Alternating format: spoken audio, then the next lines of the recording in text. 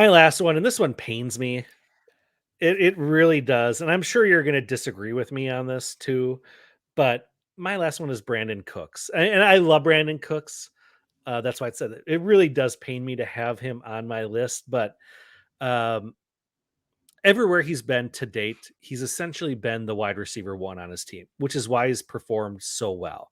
I don't think he's lost a step. I don't. He's not old or over the hill by any means. He's getting a little bit older. I think he's like 28, 29 right now.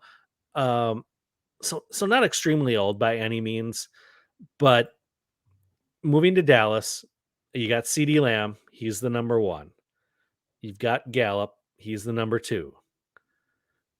He's the third option in an offense that I don't know will take a step forward with Kellen Moore leaving. And Mike McCarthy basically at the helm. I just I just don't trust it. And I think it's really going to tank his fantasy value. And that's not even including Tony Pollard getting his share. I'm assuming Jake Ferguson is going to be the tight end one on that squad.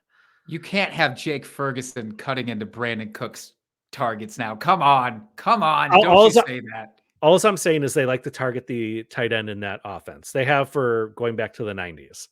The tight end has always been involved. It's Jerry's move. That's what Jerry So likes.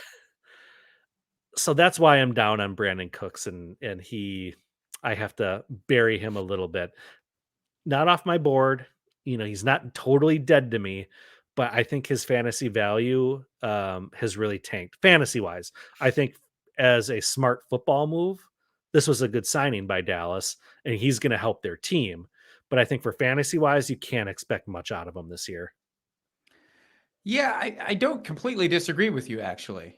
Oh, A wow. lot of it is because of Kellen Moore leaving. If Kellen Moore was still there and calling the plays, I would actually have a much rosier outlook with Brandin Cooks Hmm. because I don't think his issue is that he's too far back in the depth chart.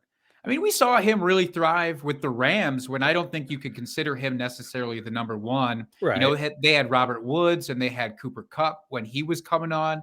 So Yeah. it's not like he was the de facto one there. It was a little bit muddied, maybe, but Hmm. so I'm not as worried about that. And I think two wide receivers can definitely eat. And I would Absolutely. still take Cooks above Gallup because I don't know what happened with Gallup.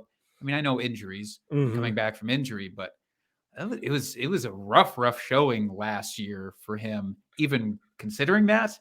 So I'd Hmm. still take Cooks above him. But to your point, how much are they actually going to throw the ball now that Kellen Moore, and how creative will they be? And will Mike McCarthy just ruin everything? And I think the answer is probably yes. So yeah, for that reason, I'm low on him too.